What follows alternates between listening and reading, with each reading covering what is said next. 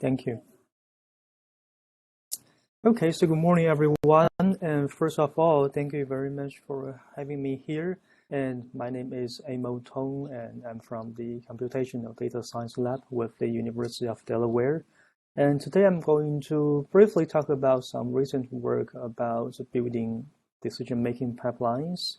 And this work is partially supported by National Science Foundation.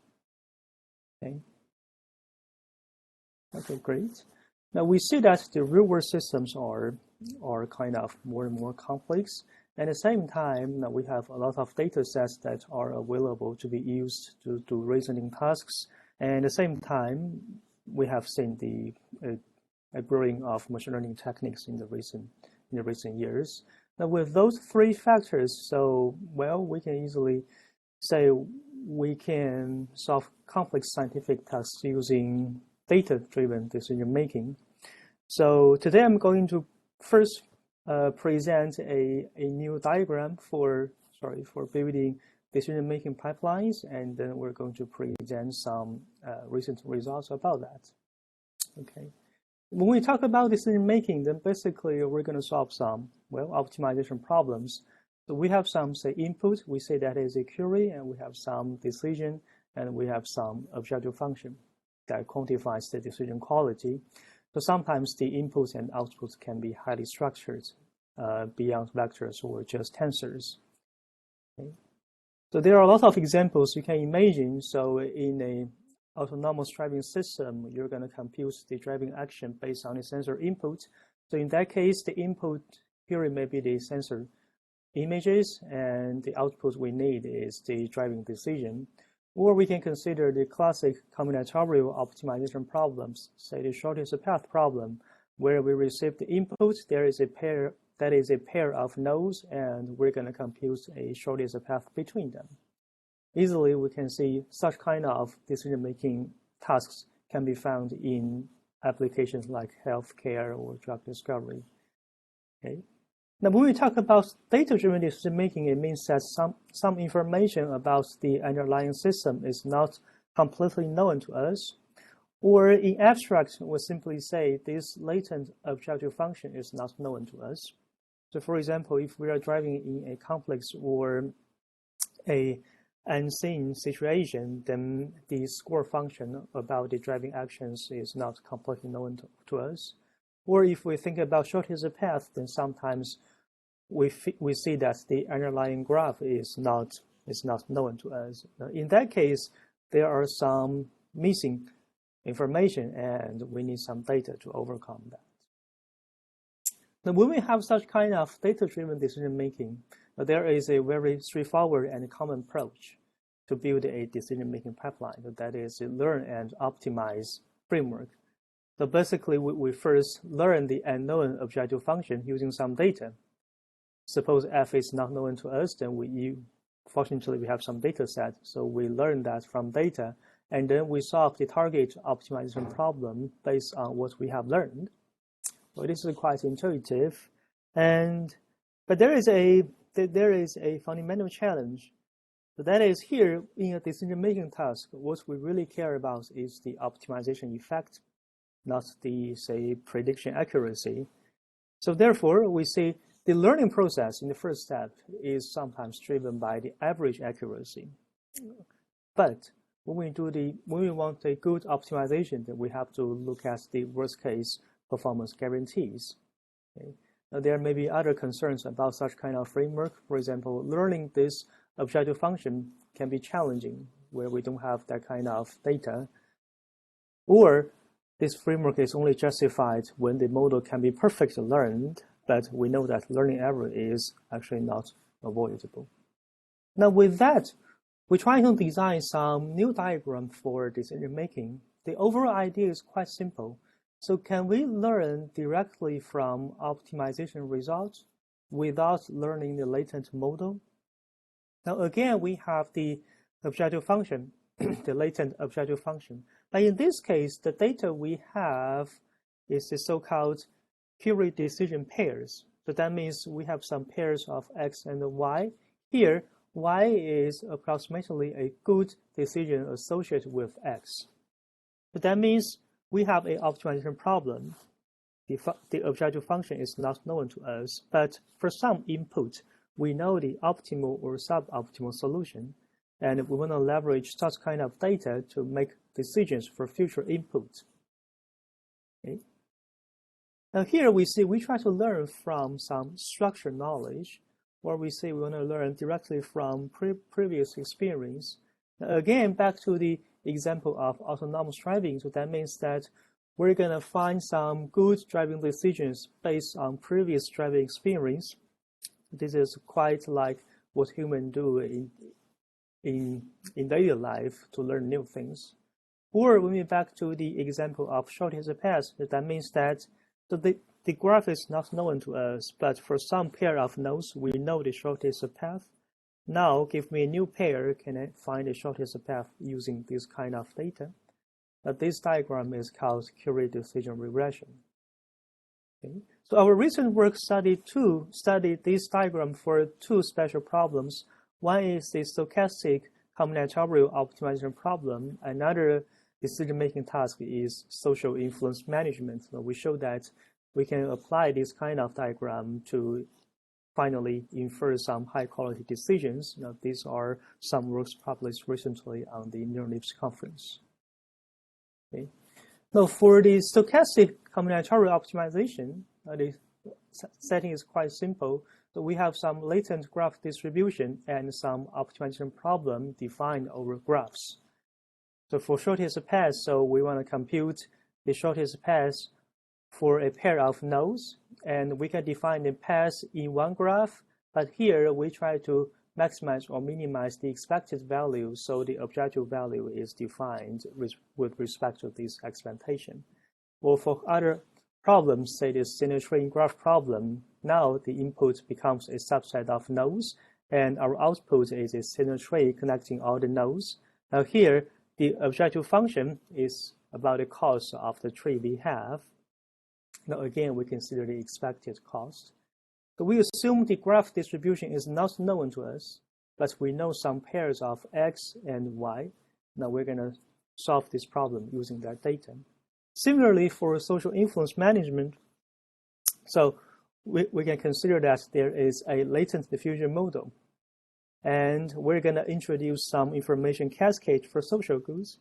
In this case, an operational diffusion model will define a distribution over possible diffusion outcomes. And for each possible outcome, we have some objective value. Again, we use F to denote that. Now, to solve an influence management task, we may want to maximize or minimize some expected objective value. Now, there are two kinds of classic social influence management tasks. One is the targeted viral marketing. In this case, give me a target group. Now, I want to generate a new information cascade from some seed set so that the total influence to that target group can be maximized. Another type of task is misinformation prevention, or we say influence blocking. So where we have some negative cascade from some seed set, this is our input, and our decision again is a seed set about a positive cascade. And our goal is to generate such a positive cascade so that the negative cascade can be maximally blocked. Now we see we have the input and output, and the objective value is defined with respect to some latent diffusion model. Okay. For such problems, so universally we see, okay, we have some expected value to be maximized or minimized, and we have some pairs. That means for some xi, then we know is roughly the optimal solution. Now with such data, we try to build a curative decision regression. So we present a generic framework. So the overall idea is not very complex. Now we try to find some score function defined over x and y. But the ideal case is that for any x, the score is high if y is a good decision.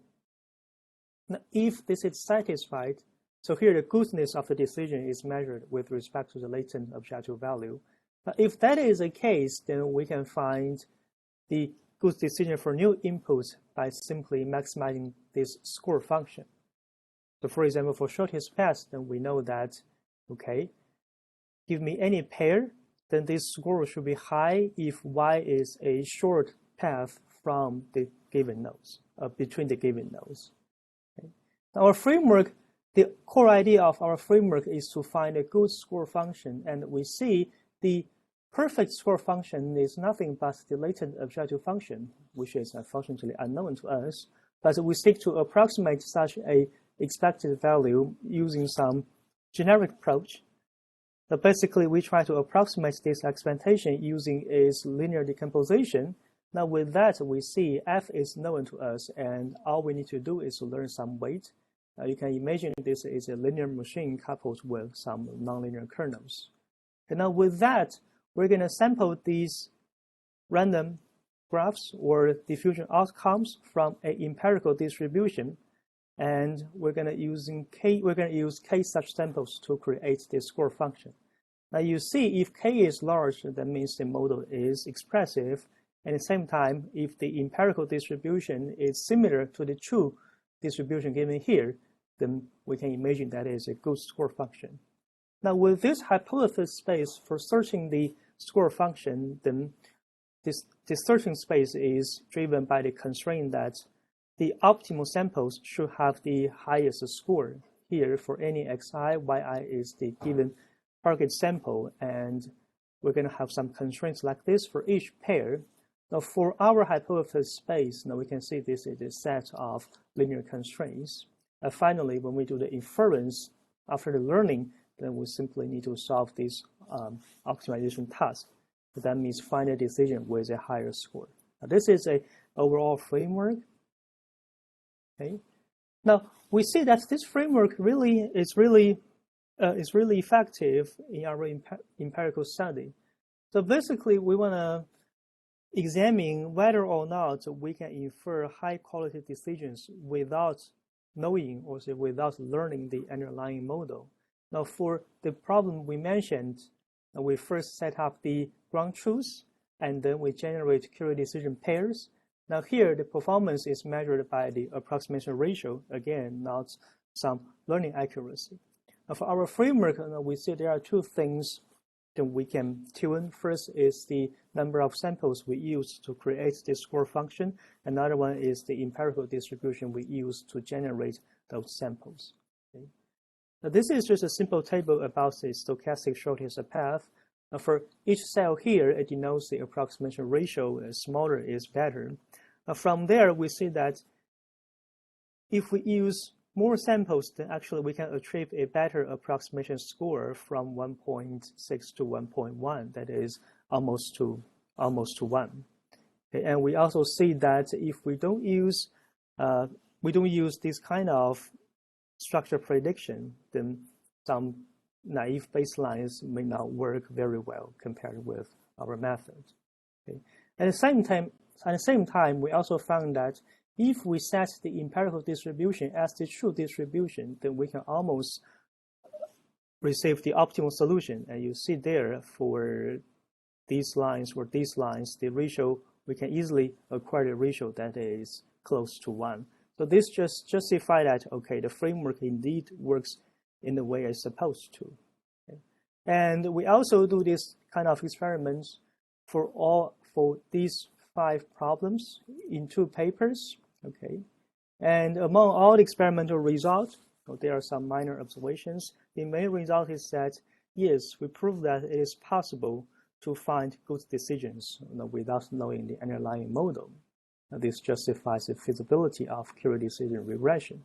Okay, now in my recent work, we even proved that associated with some latent distribution, and now we have 2 problems.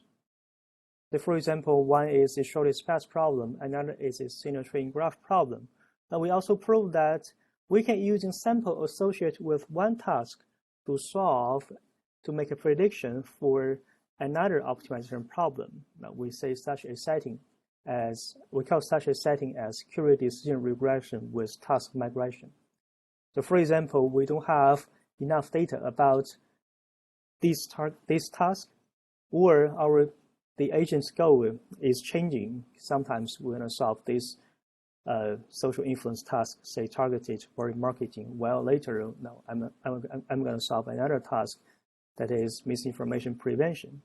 Now, if we can do this regression with task migration, then that can ease the burden of data collection, and it also opens a new research area. So can we solve one optimization problem using information about another optimization problem?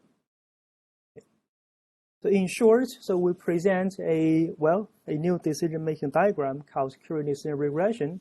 And again, we emphasize that the overall idea is to learn directly from optimization results.